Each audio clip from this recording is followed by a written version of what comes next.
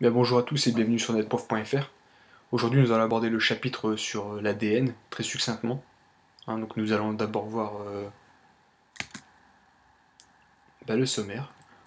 Alors, dans un premier lieu, les quelques définitions pour voir un peu les bases, qu'est-ce que l'ADN réellement.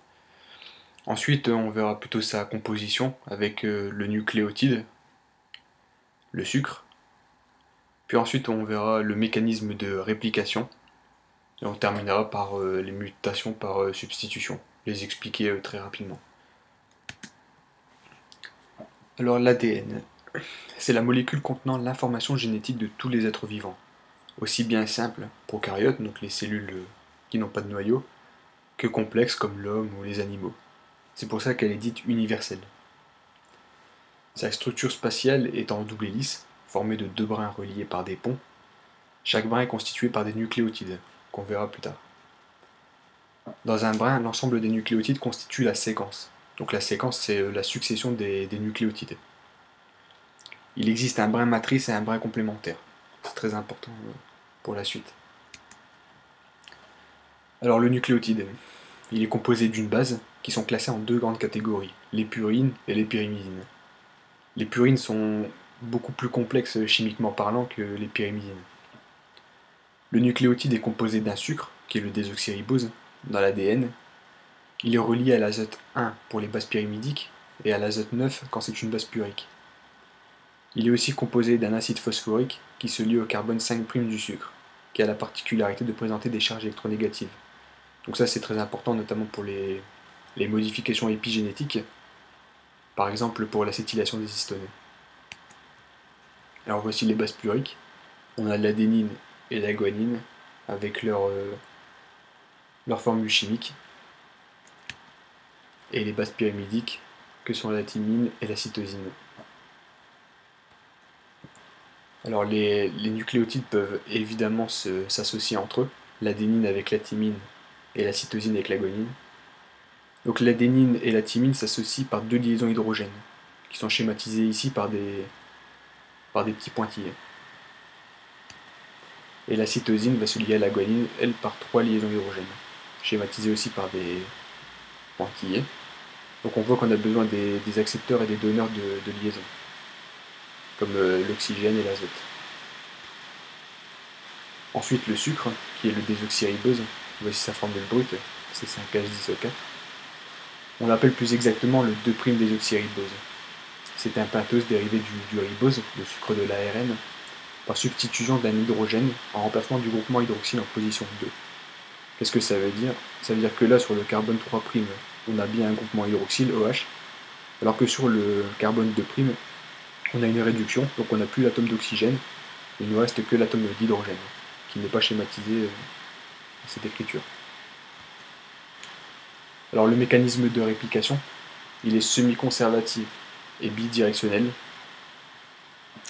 Semi-conservatif car il va conserver un des deux brins, qui sera le brin matrice, et bidirectionnel car il va dans les deux sens, aussi bien sur le brin matrice que sur le brin complémentaire. Pardon.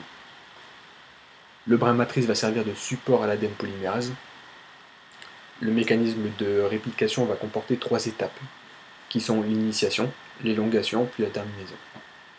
Elle nécessite une amorce d'ARN de quelques paires de bases pour débuter.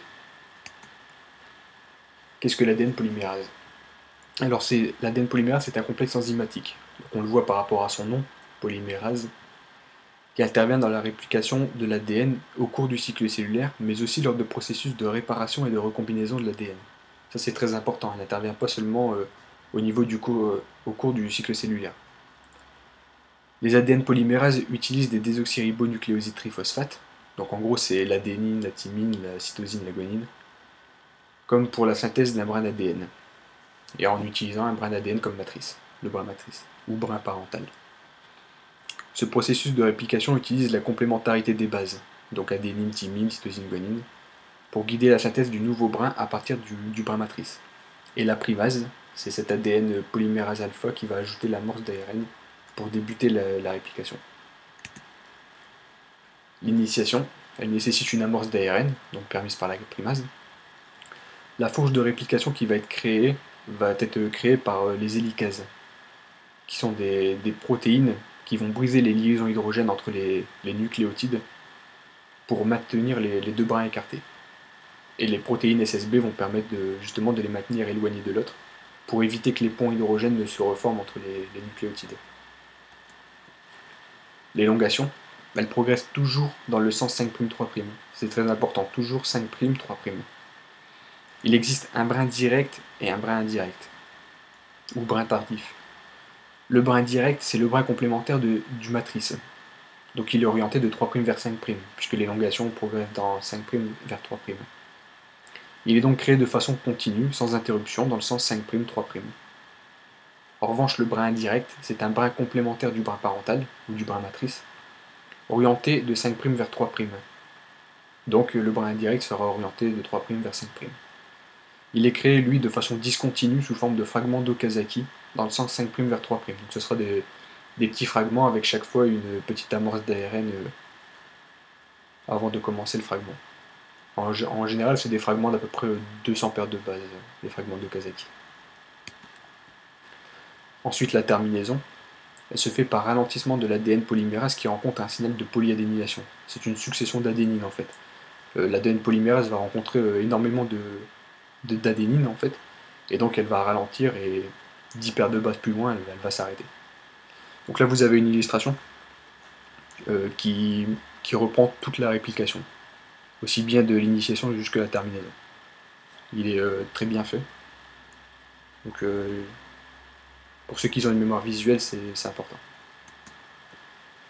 Ensuite, pour finir, les mutations par substitution, il y en a 3.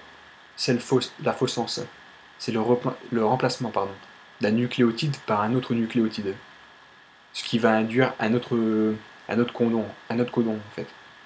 Donc la protéine elle sera différente tout simplement parce que ce sera un autre acide aminé qui va être incorporé. Les mutations non-sens, le nucléotide substitué va conduire à la formation d'un codon stop, donc là la protéine elle sera pas fonctionnelle généralement, puisqu'elle elle va se terminer prématurément. Et ensuite silencieuse, donc là ça change rien comme son nom l'indique, la séquence nucléotidique ne modifie pas la protéine traduite, cependant on a quand même une modification du nucléotide, mais ça ne se voit pas.